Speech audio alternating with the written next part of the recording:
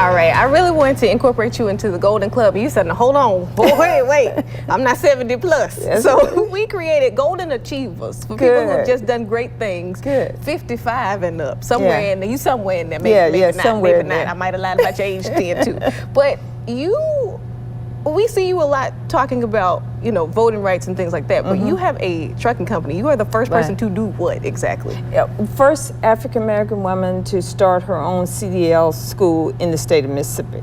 And so even though the CDL school is something big that we've been doing for now over 31 years, but we also had a staffing firm, started out as a staffing firm where we were leasing drivers out to manufacturers and distributors throughout the state of Mississippi.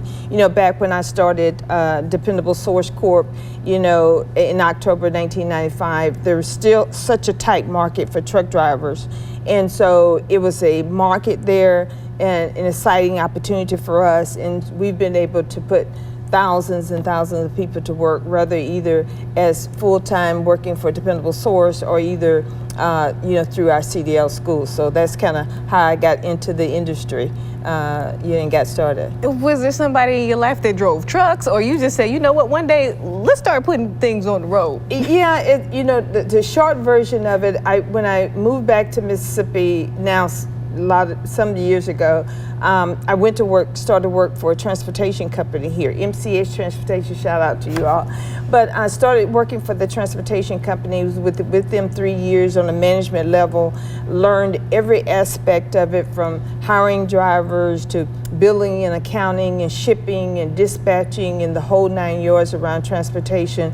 So when I decided to make the move, from that company, that's when we started Dependable Source. So at that particular time, I had learned everything about the industry, every aspect of it, even sitting and talking to drivers at 2 and 3 o'clock in the morning. So it was just a great transition for me, and there was nobody doing that leasing market for specializing in truck drivers, because we didn't do clerical, we didn't do any of that other stuff. We just leased drivers. And the market needed it. I mean, it's still, we still have challenges now in the industry. There's still a tight market, but back in 1995, it was really crisis level. And so as we know now, since COVID, everybody depends on truck drivers. I tell truck drivers they're like doctors, because just like we need and have to have our doctors, and they're central to us and central to our quality of life, so are truck drivers, because everything we touch, everything that touches our lives has to hit that truck at some point. So, the profession of truck driving is something that folks can be really proud of.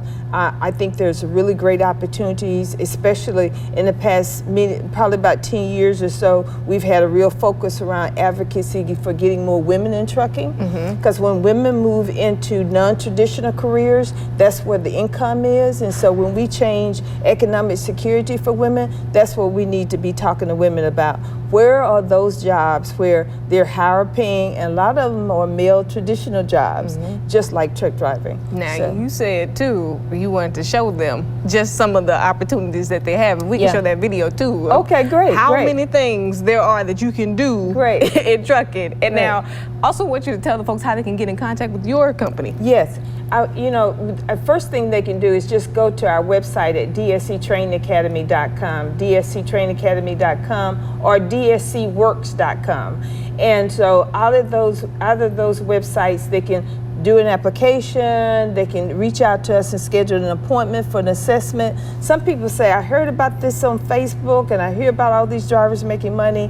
I just want to have a conversation. So it's not sometimes about I'm ready to jump into this industry, but I just want information. I want information about ownership. Can I become a freight dispatcher? We have a great training if you want to become a freight dispatcher. So there's lots of opportunities. When people think of trucking, they usually think of truck drivers, but there are many, many careers. I love the graphic that you put up. You can be a dispatcher. You can be a logistics manager. We have safety directors that take care of the fleets with the trucks. Then administratively, it's just a lot involved, even if they want to be a train conductor, because when that freight leave that ship and get on the train and then come into into warehouses, we need train conductors too. And a lot of our young people don't think about that, but those are wonderful careers, all related to the transportation industry. Amazing. And it's been 30 years. Yeah, over 30 years, probably about 31 years. I think we celebrate 32 years in this October of being in this industry. And it's been a wonderful opportunity. And I think what really sustains it for us is every single day in transportation is something different. It keeps you hopping.